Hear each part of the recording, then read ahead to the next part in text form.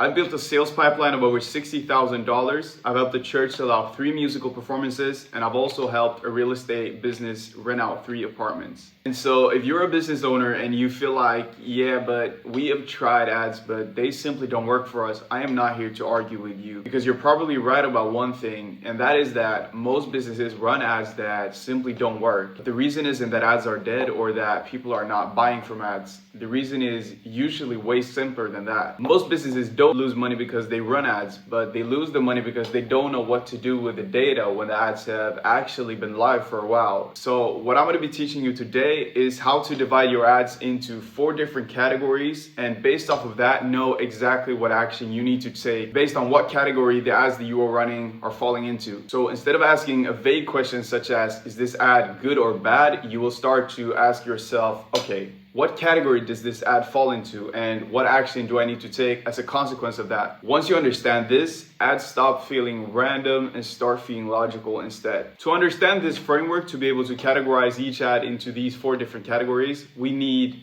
2 numbers. The first one is CTR and the second one is CPL. So the first one is CTR, click-through rate, and this means how many of the people that see your ad actually click your ad. So for example, if your ad reaches 10,000 people and 1,000 of those click your ad, that means you have a 10% CTR. Now, that is a crazy number. So if you get a 10% CTR, you're doing very, very good. But just to kind of illustrate an example. So if you're having a high CTR, that means that your ad is very good at grabbing attention. Now, CPL is how much you pay for each lead. So if you are paying $3 for every person to leave their contact information so you can contact them, that means you have a CPL of $3.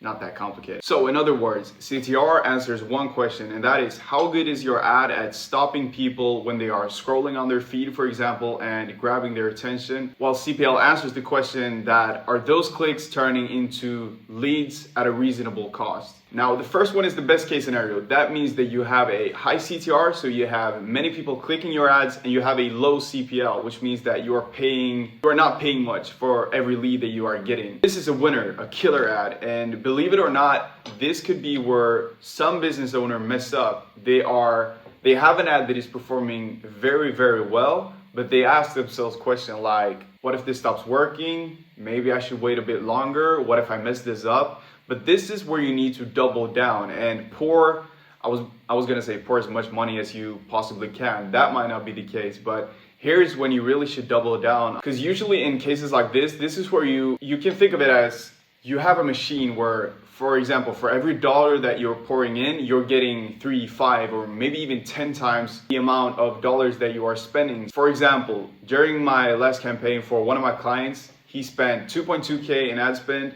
and he got 22K in revenue. So basically here we have a machine that for every dollar that he's putting into this hypothetical machine, he's getting $10 out.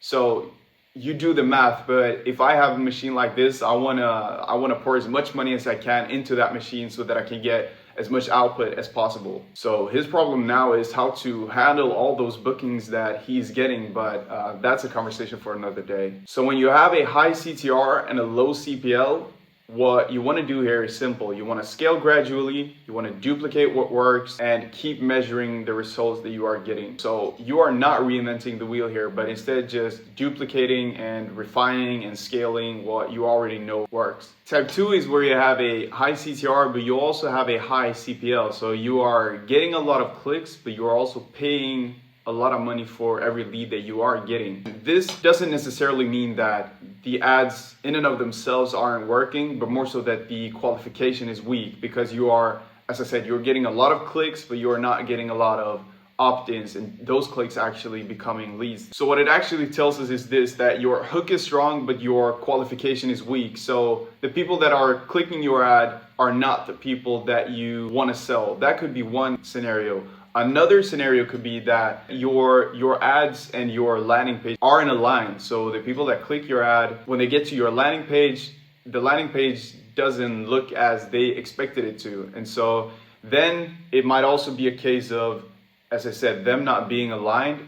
But most of the time, or I would say in many cases, it is because the qualification is weak. You're getting attention, but you're attracting the wrong people. To kind of illustrate this example in a better way, you can think of it like this. So let's say that you own a restaurant, and outside of that restaurant, you have a banner where it says best food in town.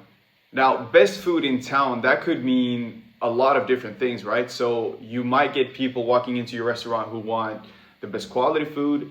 Maybe they want to spend money, so they want the most expensive food.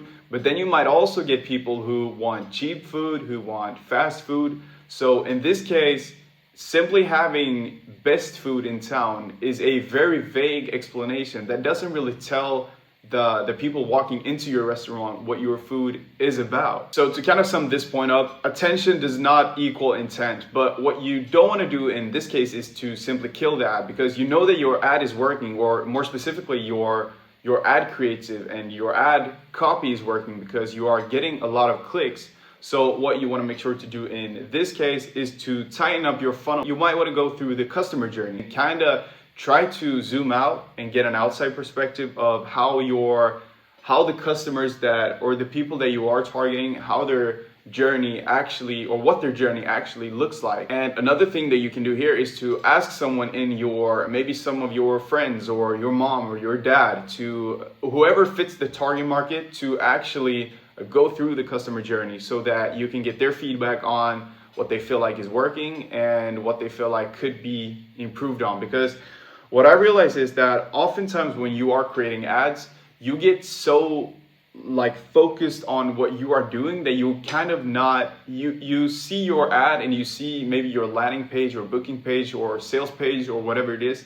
You see it so many times that you're kind of getting blinded. So the fix here is not to kill the ad, as I said. It is to tighten up the funnel. Clarify who it's for, clarify who it's not for, and tighten up the language to make it fit the people that you are actually targeting. Now, the third one is one of my favorites. You have a low CTR, so you don't have many people clicking your ads, but you also have a low CPL, which means that you're not paying that high of a price for people to actually become leads. This tells us three very important things. The offer is right, the strategy works, and the messaging is good. So the problem here is not that the people that are clicking your ad, that those people are the wrong type of people. It's the inverse, in fact, that the people that are clicking your ad are exactly the people, or oftentimes exactly the people that you want to click your ad. But the problem in this case is the attention. You're simply not getting enough attention. So what we want to do here is look at your ad creatives, look at your hooks, and look at your copy. And to kind of illustrate this example, you can think of it as having a store with great pricing, but the store is located in an alley. So the people that are getting into your store, they are the type of people that will buy from you. But since the store is located in an alley, you will not get that many people because most people won't even notice that the store exists. So what do you do in this scenario? You usually don't change the strategy or the offer, but what you want to take a look at is the hook that you are using, the ad creative, and the first lines of your copy after the hook. So you have the same core message, but you wrap it in a different way. And if you know what you're doing, this is usually one of the fastest ways that you can take this type of ad in this category and make it to fit into the type 1 category where you have both a high CTR and a low CPL. Then we have the last category, and this is where you have a low CTR and a high CPL. So if you've understood anything of what I said so far, you can probably guess what we're gonna do with this one. So nobody clicks, and the few of those who actually do click your ad, they don't convert.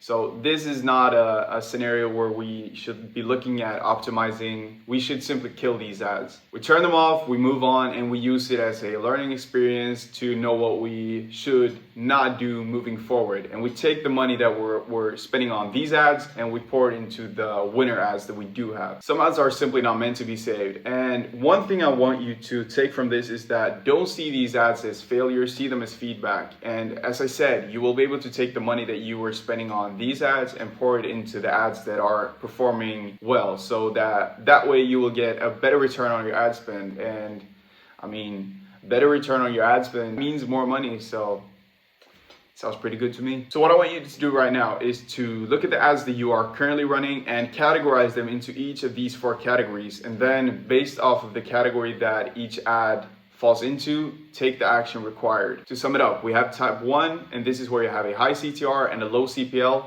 This is where you scale. Then we have type 2, where you have a high CTR and a high CPL. This is where you tighten the qualification. Type 3, this is where you have a low CTR and a low CPL. So what you want to do here is to improve the ad creatives and the hooks. And type 4, this is where you have a low CTR and a high CPL. And these we simply kill. We get rid of them and we throw them away. And by all means, you can learn to do this by yourself. But as a business owner, your highest leverage is not learning how to write ad titles, ad copy, design ad creatives, test hooks, analyze the results that you are getting consistently. Your highest leverage is focusing on what actually grows the business. So serving your clients and focus on what actually moves revenue. Learning ads at a deep level takes time, a lot of trial and error, and a lot of testing. And while you are doing that, opportunities in other places in your business will pass you by. So if you want help implementing this, you can click the link in the description and book a free strategy call with me, where we'll go over what's working in your business, what's not working in your business, and we'll